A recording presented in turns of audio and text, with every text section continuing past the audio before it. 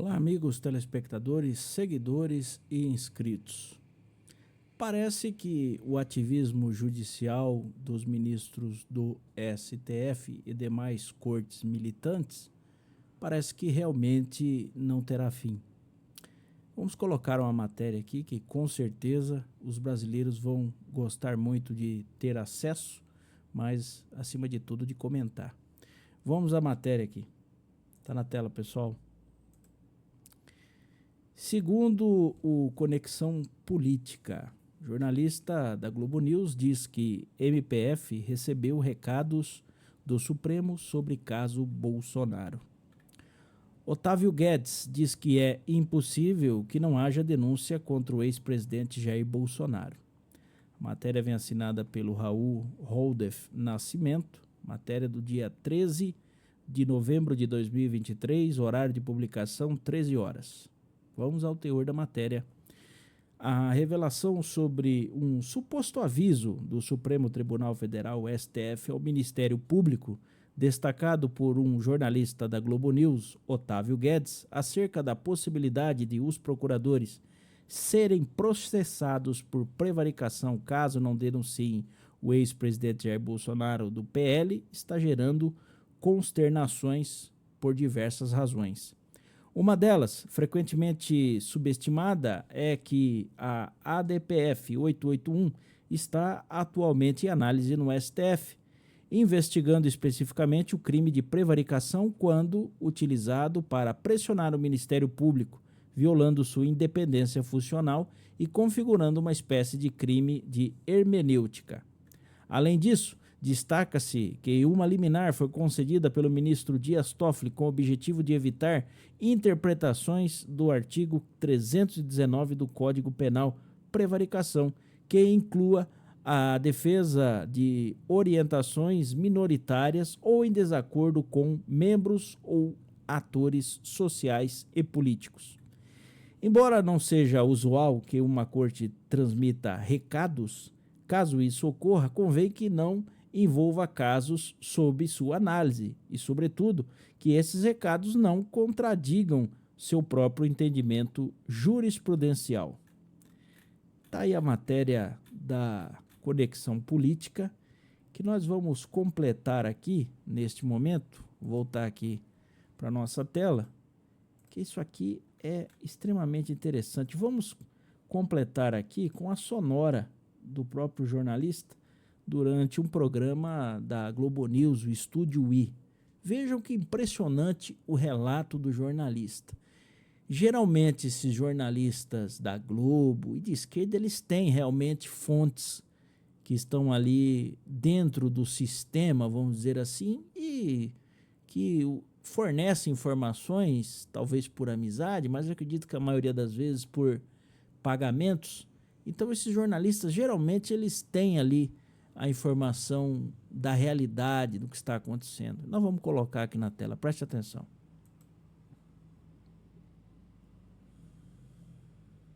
Agora, Otávio, de fato, se não houver denúncia...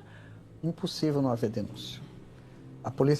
O Ministério Público Federal já recebeu recados do Supremo de que existe o crime de prevaricação. E que no caso do CID, se eles insistirem nessa briga, eles podem tomar um processo de prevaricação no meio da cara. Eles também, o MP. Público, o MP. Agora, Otávio, de fato, se não houver denúncia... Impossível não haver denúncia. O Ministério Público Federal já recebeu recados do Supremo de que existe o crime de prevaricação. E que no caso do CID, se eles insistirem nessa briga, eles podem tomar um processo de prevaricação no meio da cara. Eles também, o MP. Público, o MP.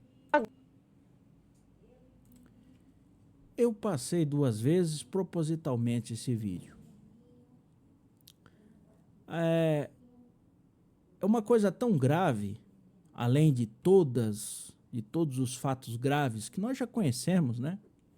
Aberturas de inquéritos de ofício, atuação para cercear liberdades que são liberdades sem qualquer restrição, passaram a ter restrição, violação de prerrogativas de advogados, de deputados, tudo isso em nome da tal democracia. Mas nós sempre estamos a falar aqui que o crime de prevaricação no Brasil, ele é cometido diariamente e geralmente pelo alto escalão do poder brasileiro. Eu até arrisco a dizer que o crime de prevaricação é algo em desuso hoje no Brasil, a não ser que seja para a ponta da linha, aqueles funcionários públicos que estão ali na base da pirâmide da administração pública. Mas me chamou a atenção esse fato porque nós sempre estamos aqui a cobrar o Ministério Público para que ele exerça as suas prerrogativas, as suas funções constitucionais, que é a defesa da lei, da aplicação da lei e a proteção dos direitos difusos e coletivos. Difusos são os direitos das pessoas, individualmente, coletivo, o direito da sociedade. E veja que engraçado, né? Nós falamos isso quase que em todos os programas sobre isso. E o Ministério Público não faz, porque acho que na avaliação de qualquer pessoa com formação em direito sabe que os crimes de prevaricação e abuso de autoridade estão sendo cometidos no Brasil a cambulhada. Mas nenhum promotor ou procurador faz algo. Parece que há uma espécie de combinação ali no poder em Brasília. Mas o que o jornalista diz é mais ou menos o seguinte: a nossa vontade é que vocês denunciem, embora vocês sejam independentes e autônomos para fazer isso.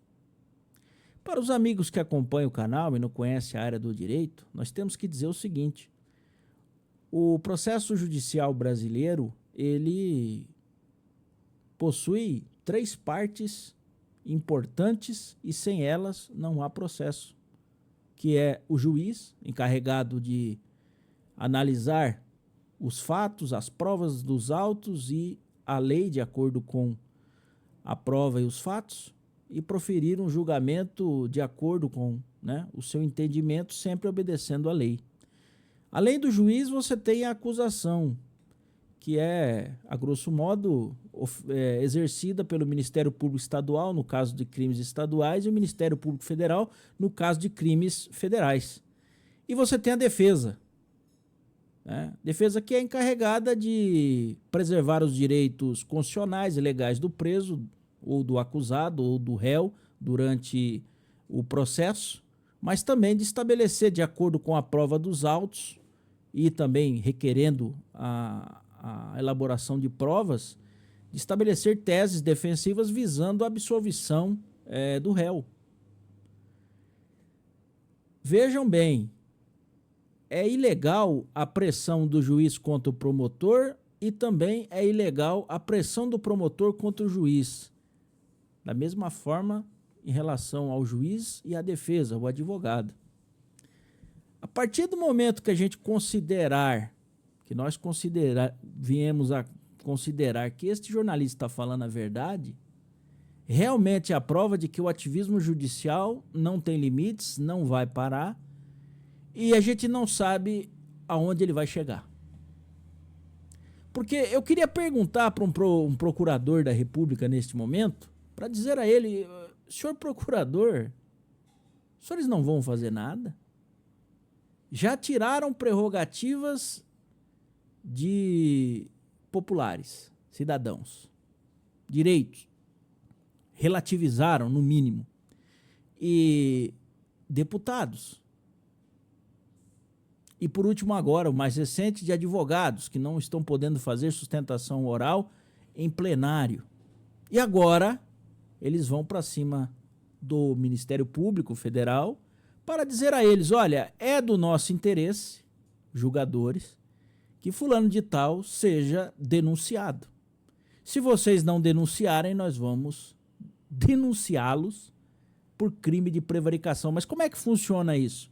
Porque quem tem a obrigação legal, o mistério de fazer a denúncia é o próprio Ministério Público. Quer dizer que o próprio Ministério Público, por determinação do Supremo Tribunal Federal, iria promover uma denúncia contra ele mesmo. Ou será que agora também o ministro Alexandre de Moraes se encarregaria dessa dupla tarefa? A coisa é muito grave e ela se agrava diariamente, semanalmente, sem condições de se ver um futuro, uma luz no fim desse túnel. Então, eu venho trazer essa matéria aqui, primeiro para esclarecer aos senhores como é que funciona este jogo e quais são os pontos em que esse jogo está sendo, vamos dizer assim, atropelado em suas regras. O que está acontecendo no Brasil diariamente. Aí você escuta, por exemplo, como nós falamos num programa recente aqui, que o ministro Gilmar Mendes disse, sem nenhum medo ou pudor, que caso o Congresso Nacional venha a aprovar uma PEC que limita os poderes do STF, que o próprio STF vai declarar esta PEC inconstitucional. A declaração do ministro, além de estranha, ela já denota uma espécie de combinação, porque quem cursou a faculdade de Direito sabe que o Poder Judiciário é inerte. Quer dizer que o ministro Gilmar Mendes vai pessoalmente protocolar uma ação para declarar a PEC inconstitucional? Isso ele não pode fazer, ou não poderia num país sério, onde o seu direito está sendo respeitado.